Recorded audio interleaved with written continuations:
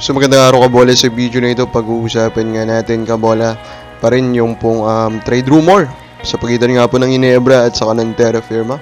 And then of course yung nangyayari po sa Gilas Pilipinas Under 16 at its potential impact po kabola, di ba? Sa atin pong Gilas Pilipinas main team. So hindi pa nakasubscribe, pakipindot naman po yung subscription button. So first, of course, congrats sa ating Under 16 team. Sila po yung nakaabot ng semis. Pero of course, hinalo po sila kabola ng Australia. Nevertheless, kabola, they are now officially part of the FIBA Under 17 World Cup, kabola. And of course, respeto po sa kanila. Respeto po sa kanila pong hard work yan, kabola. So, they deserve all the praise. Especially to their coach, Josh Reyes, kabola. No? Napapaisip na yung iba. So, ano na? Siya na ba ay susunod na head coach na din mong Gilas Pilipinas? Kasi at the end of the day, alam naman siguro natin na si Coach Tim Cone, unless give up niya po, ano po, yung kanya pong pagiging head coach ng Ginebra, hanggang siguro dito lang sa Asian Games po, yung kanya pong magiging work, or maybe for a year or a few more tournaments. Pero we are still looking for a permanent coach, and Coach Josh Reyes is now rising as a clear option for that seat, kabola. And for me, with what I saw, I will actually consider him talaga for that post. Yes, of course, ang maging issue lang dito, baka kasi talaga makialam yung tatay. Pero sa nakita kasi natin, okay talaga eh. Modern yung kanyang way of thinking. Especially kung paano niya po na-build up yung defense nila, kabola.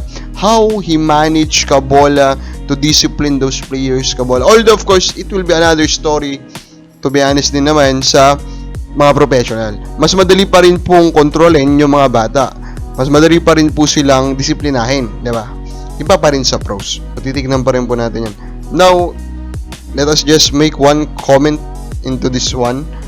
Comment po, kasi very interesting. Dun po tayo sa post natin regarding nga po sa Holt. Before we talk about it, wala kang magagawa kung nag-demand ng mga star player ng tamang pasahod na hindi kayang ng ibang team, kaya tahimik na lang kayong mga vlogger kasi mapunta pa sa ibang bansa. Yan, dito na lang sa PBA. No, that's not the issue.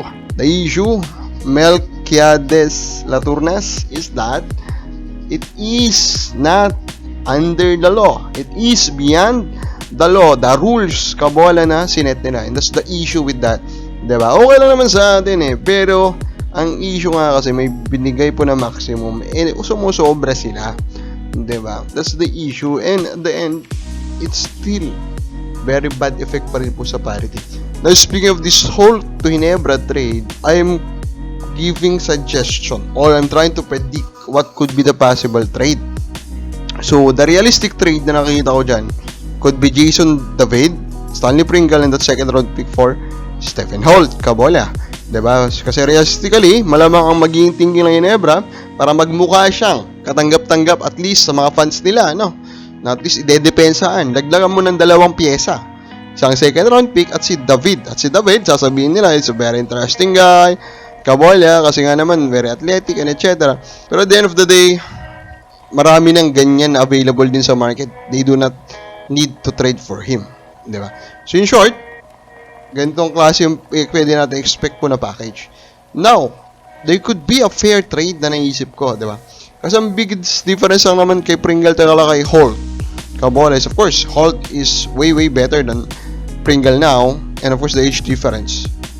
Pero sa pagingin ko naman, pag dinagdagan mo to ng 3 first round pick ng Ginebra, and then Von Pesumal, medyo lumalapit na, kabola, yung kanila pong trade value. So for me, it's way better kung 3 first round pick, Von Pesumal and Pringle for Stephen Holt. Sasabihin nung iba, dami na ang first round pick. Come on, di ba?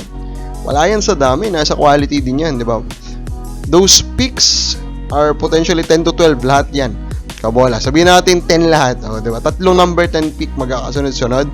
Dagdag mo kay Pringle sa Von Pesumal for Stephen Holt. Holt, who could enter the league as a top 5 player right away, di ba? Away, kulang pa din yan eh. Kulang pa rin po, kabola. Pero, of course, because kailangan din nating ibigyan ng value yung potential, di ba? Na super deep pa rin masusunod na draft, and of course, injuries and etc. I think this is a fine package of kabola. Ano sa palagay mo magiging trade na Stephen Holt to Ginebra? Comment lang po sa baba.